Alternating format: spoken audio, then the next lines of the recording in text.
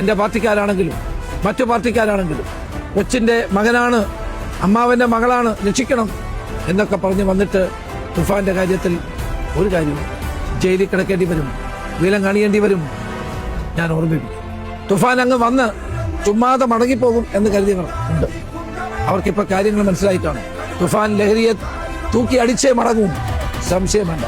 ശരാശരി 1 മണിക്കൂറിൽ കേരളത്തിൽ ഇപ്പോൾ 5 കേസുകളിലായി 6 പേർ ഓപ്പറേഷൻ തുഫാനിൽ അറസ്റ്റ് ചെയ്യപ്പെടും. അറസ്റ്റുകൾ 10,000 പേരിലേക്ക് എത്തുന്നു.